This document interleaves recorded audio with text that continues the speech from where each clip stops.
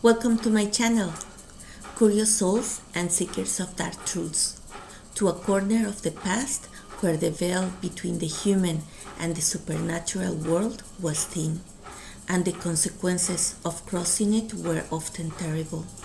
Today, we will immerse ourselves in a story silenced by time, a chilling account of the Kwakwaka'wakw nation, predating the arrival of foreign sailing ships that will forever alter the world. It is a warning that resonated in the midst of the Northwest Coast, a narrative of power, madness, and an ancient ritual that went catastrophically wrong. Prepare to hear the echo of a tragedy that scared a lineage forever. I am the scion of an unbreakable lineage, a branch of the oldest cedar in our nation. My father, the chief, is the ultimate custodian of the atolls, the immortal words waving the very essence of our existence. In him resides the structure that defines the Kwakwaka'wakw. He is the hereditary chief and rights holder, the reader of the stars of our genealogy. His songs are the pillars of our identity. His stories are the foundation of our authority over the land and sea bequeathed by our ancestors. His status is not merely power, it is the living memory of who we are. The echo of my imminent destiny resonates in every wave that kisses my shore. I know my time has arrived, the hour to assume the mantle of the chief, to become the anchor of my new mind. The announcement has been decreed before the witness in the great house, but the cold realization brings paralysis. Am I truly worthy of the sacrifice? A pressure unlike the physical weight crushes my chest, a slab on ancestral expectation. Can I bear the burden of centuries of privileges and responsibilities without succumbing to the shadow that looms? I am not sure I want to be the man he is. The days dissolve into the commencement of the preparations for the Cannibal dance ceremony, a maelstrom of ritual purification, a mounting tension. The elders instruct me in the precise chants that must bind my spirit. In the violent, necessary movements, my body must recall even in the deepest trance. Ritual washings in the glacial waters of the dawn attempt to strip away the impurities of the ordinary world. The deliberate fast already begins to bite, a punishment that sharpens my senses, tearing the curtain between the civilized mind and the primal void, preparing me for the terror to come. The kidnapping ceremony was a seismic wave of primordial energy. The great house vibrated with the witness's anticipation, a terrifying wave of awe and excitement. The penetrating whistles of the cannibal spirit pierced my soul, violently rending the veil of my self-control. Something monumental and wicked walked inside me, a force that clawed its way to the surface with uncontrolled fury. The men in the mask of the crow, the beard of war, and the owl, with their snapping jaws and predatory dances, became prophets of a consuming madness, their presence more real than my own breathing. The journey into the deep woods was a stark march toward a living death. 3 days it took us to reach the hidden cabin, a vulnerable shelter swallowed in the vast, gray immensity of the winter. The ancient trees, skeletal and draped in moss, stood as merciless sentinels. The nights were an eternity of cold, damp torture. The snow fell in soft, unforgiving layers, and the rain hammered the bark roof, each drop a chilling reminder of my complete separation from the warmth of human connection and the ordered world of the firelight. I am stationed in the heart of the wild. Initially, I gripped onto the faint hope of succeeding. The elders, my instructors, are near, but their presence is a fragile barrier. I have endured the wilderness before while hunting, but this place is fundamentally corrupted.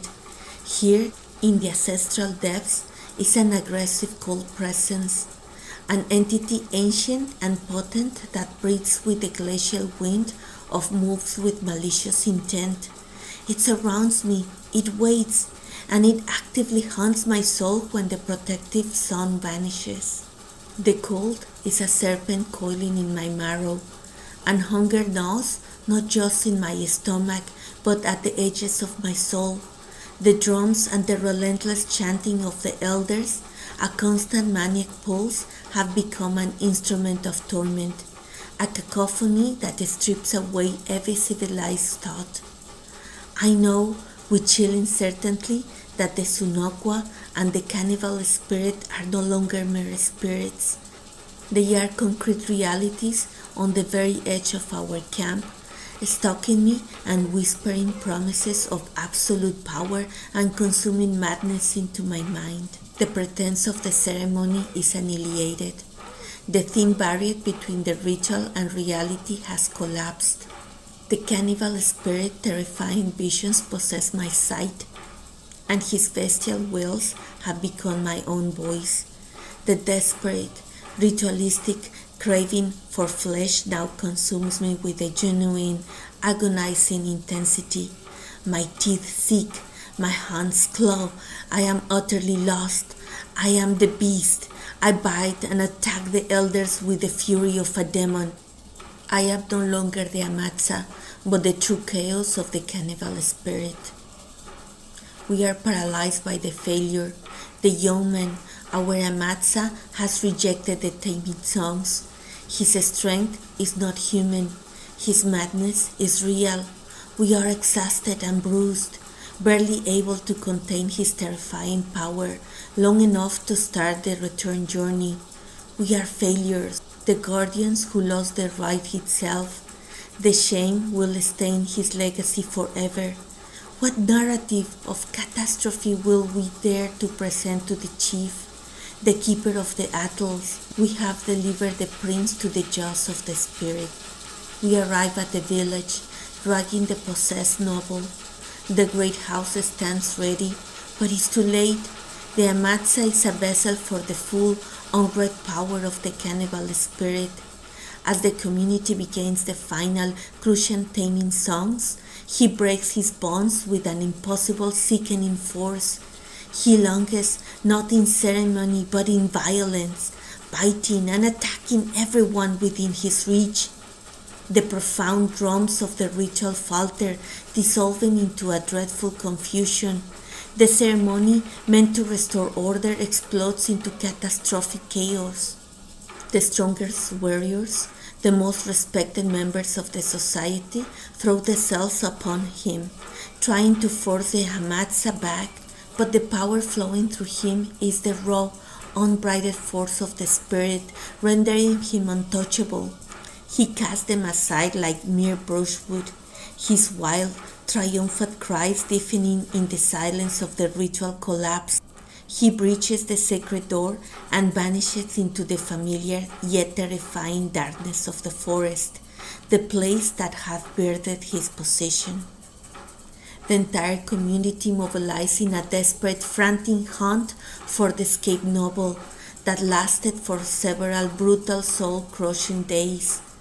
The honor of the lineage was at stake, yet he had evaporated into the shadows. He was no longer a man, he was a savage shadow fitting between the trees. His presence betrayed only by unsettling sounds. We scoured the ancestral hunting grounds and the trails, but the cruel wilderness had consumed him utterly, leaving only the chilling, mocking whistle of the cannibal spirit on the endless wind. The cold, hard truth of the spirit settled upon us. The Hamatsa is no longer a member of the Kwakwaka'wakw. He has been permanently transformed and cursed, becoming the despised Bokwas, the wild man of the woods, a fate of eternal spiritual exile. He is forever bound by the Sunokwa and the cannibal spirit. Now the forest holds a perpetual human threat, and not only are children in danger, but any member of the clan who strays from the security of the village firelight. The chief is consumed by a profound, paralyzing sorrow. His new mind has lost its greatest privilege. The horrifying failure has rippled a hole onto the atolls, negating the legal right to perform the Hamatsa ritual forever. This loss of lineage of status is a wound that destroys the future. The community is now preparing for the grim, necessary action. The chief must hunt his own son.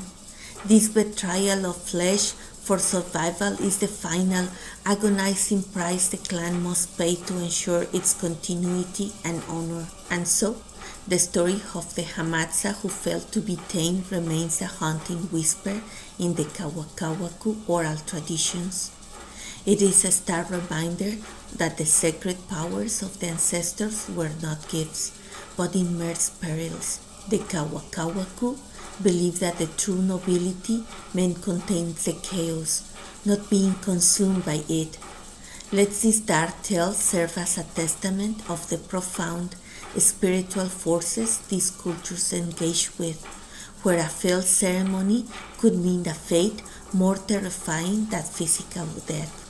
Thank you for joining me on this journey into the profound heart of ancient myth.